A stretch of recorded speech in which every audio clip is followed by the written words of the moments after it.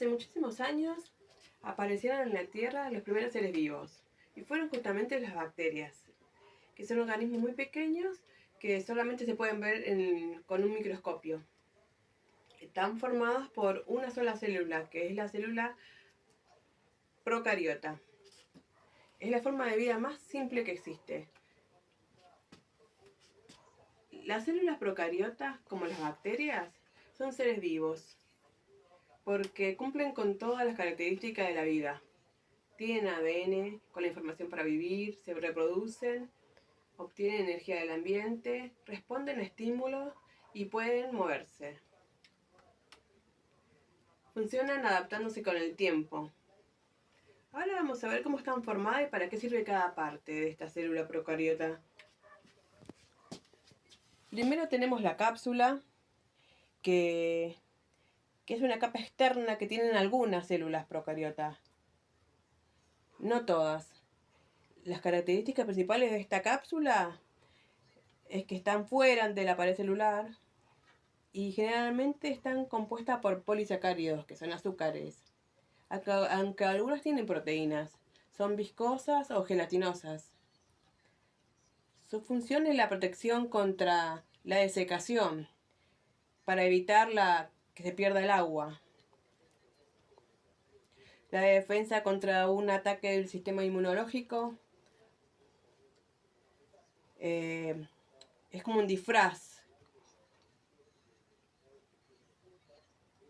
La adhesión, que ayuda a que las bacterias se peguen a otras superficies o a otras bacterias.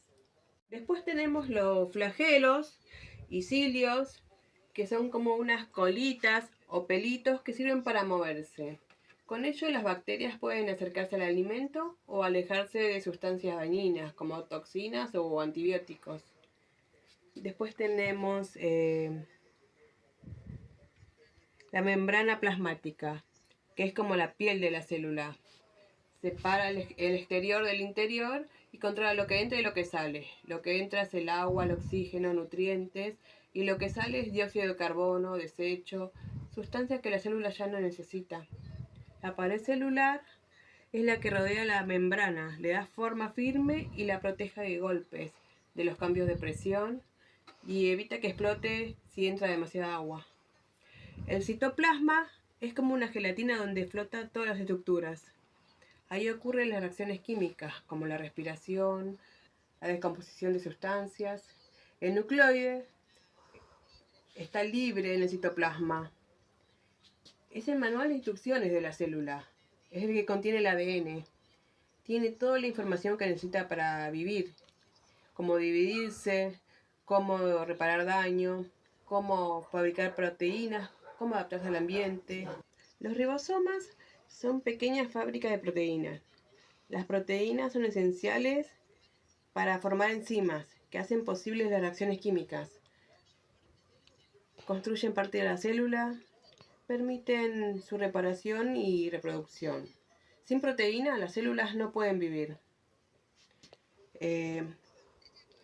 Las bacterias con este tipo de células viven en todas partes, en el agua, en el aire, en el suelo, en la piel y hasta dentro de nuestro cuerpo. Algunas bacterias son buenas, que nos ayudan a digerir alimentos, fabricar vitaminas, producir yogur, queso o pan. Y otras son malas, porque causan enfermedades como caries, neumonía. Por eso podemos decir que las bacterias con células procariotas son los seres vivos más antiguos. Y aunque algunas nos hagan daño, muchas otras son indispensables para que la vida en la Tierra sea posible. Y por último están los plásmidos, que son pequeños círculos de ADN que viven dentro de algunas bacterias. No forman parte del ADN principal, pero pueden copiarse solos o pasar de una bacteria a otra. La ventaja que tienen estos plásmidos es que permite la resistencia a los antibióticos y también son usados en algunos laboratorios para crear insulina. Para cerrar, junto a la célula procariota está la célula eucariota, que se divide en animal y vegetal. Y lo que tienen en común estas tres células es que las tres tienen membrana plasmática, tienen ADN y tienen citoplasma. Bueno, en este video vamos a explicar sobre la célula vegetal, sus funciones, características, cada organelo, cada función que cumple cada organelo. Acá tenemos una maqueta en representación de la célula con sus organelos detalladamente. Y bueno,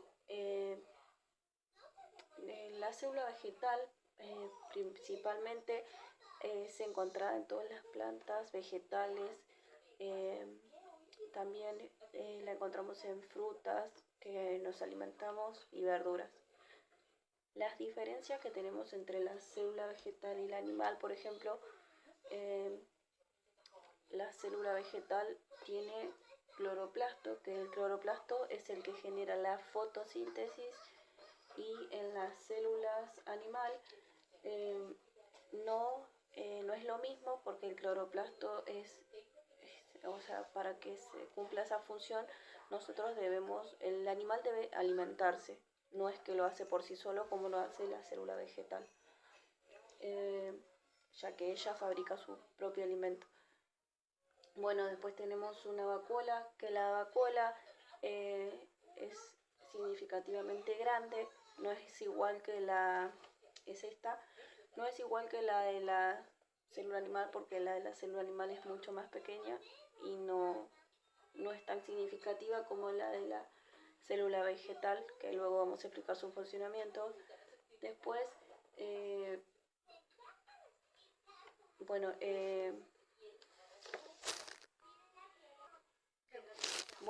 después tenemos la pared celular, que recubre toda la membrana plasmática, que no la tiene la célula animal. La única en todas las células que tiene pared celular es la célula vegetal. La célula animal solo tiene membrana plasmática. Bueno, como decíamos, la célula carece de todas esas características. Tienen algunas similitudes, pero algunas no. Después, las células también sirven para que la planta se alimente, crezca y se desarrolle. Bueno, como decíamos, tienen sus diferencias pero también tienen características similares. Por ejemplo, la célula eucariota son las dos eucariotas, pero tienen un núcleo definido, también tienen membrana plasmática las dos, tienen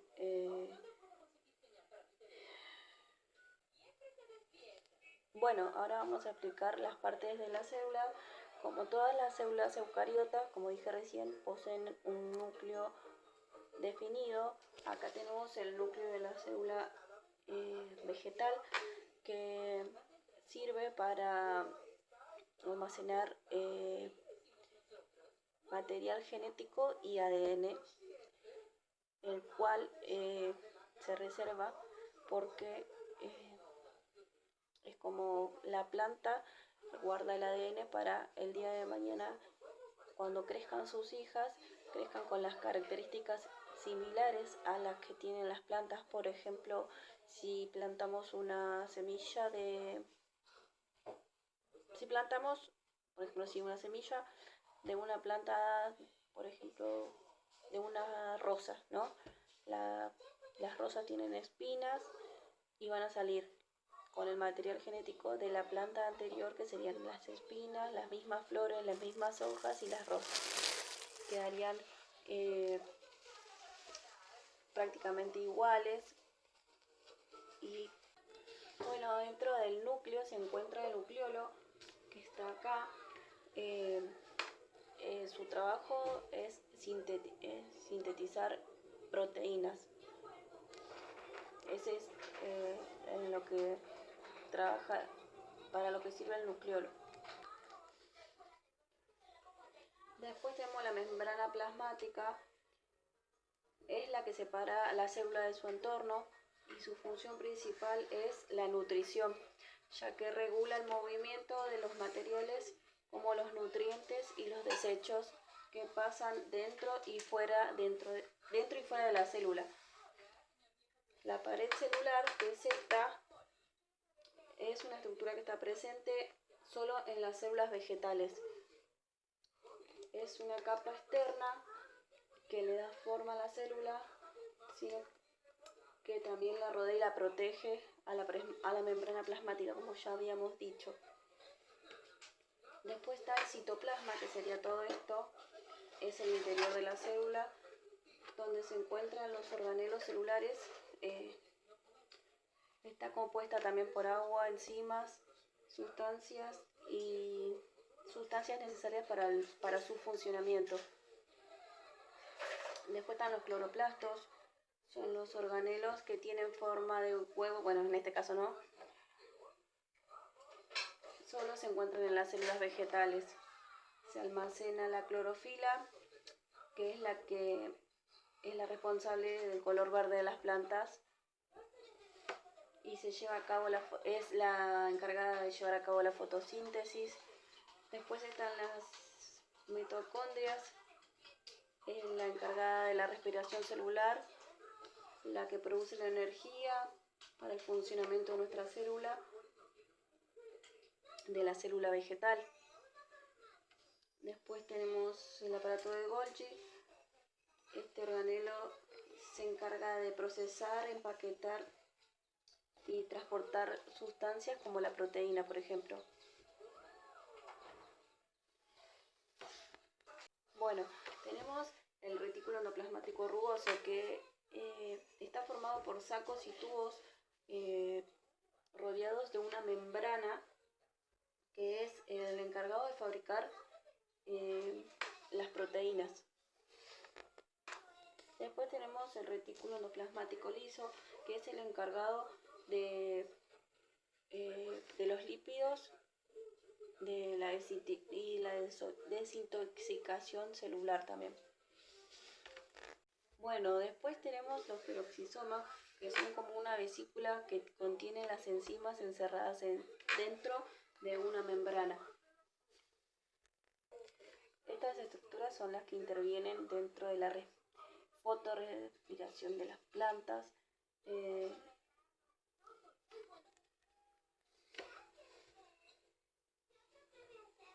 Después tenemos la vacuola central, que es una gran vacuola que está en la región central de la célula. Constituyen el depósito de agua y sustancias químicas, desechos, almacenamientos, y se encarga de digerir los nutrientes que están en la célula o que entran en la célula. Bueno, ese sería el funcionamiento y las comparaciones con otra célula. Creo que eso es todo por hoy. Como ya sabemos, la célula animal es muy importante porque es la que va a conformar los tejidos, que a su vez van a formar los órganos de los animales y los seres humanos. La célula animal es un tipo de célula eucariota. ¿Por qué? Porque tiene un núcleo definido dentro de la membrana plasmática en el citoplasma. Pero vamos a hablar de cada una de estas partes para entenderlo mejor. Cuenta con tres partes principales. Por un lado, la membrana plasmática. La membrana plasmática es una bicapa de fosfolípidos que va a proteger la célula, le va a dar forma, pero sobre todo va a permitir el intercambio de sustancias entre el interior de la célula y el exterior. En segundo lugar tenemos el núcleo. El núcleo es como el cerebro de la célula, va a coordinar todas las funciones vitales que se necesitan. Por ejemplo, la reproducción celular. ¿Y cómo lo va a hacer? Bueno, dentro del núcleo, específicamente en el nucleolo, vamos a encontrar estructuras que se denominan cromosomas. Y los cromosomas contienen toda la información genética de los seres vivos. Y es por eso que puede cumplir esta función y es tan importante. En tercer lugar, entre la membrana plasmática y el núcleo, tenemos el citoplasma, que acá está representado en rosado. Es un líquido, especialmente agua, pero que en ella se encuentran disueltas diferentes sustancias que son muy importantes para las funciones que necesita cumplir la célula, como por ejemplo aminoácidos, minerales y sobre todo dentro del citoplasma se encuentran disueltas los diferentes organelos que cumplen cada uno diferentes funciones en la célula. Vamos a empezar hablando de los centriolos. Los centriolos tienen forma cilíndrica, se encuentran cerca del núcleo porque van a ayudar en la reproducción celular y siempre los vamos a encontrar en pares. Bueno, por otra parte tenemos el retículo endoplasmático. La función del retículo endoplasmático va a ser principalmente almacenar proteínas. ¿Qué proteínas va a almacenar? Bueno, las proteínas que va a elaborar los ribosomas. Por eso siempre vamos a encontrar los ribosomas entre el retículo endoplasmático y el núcleo. Los ribosomas van a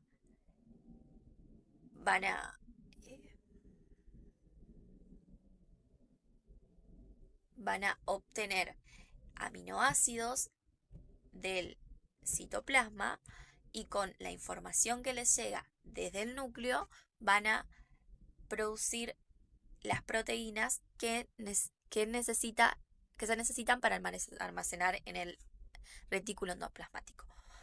Cerca del retículo endoplasmático también vamos a encontrar el aparato de Golgi. El aparato de Golgi,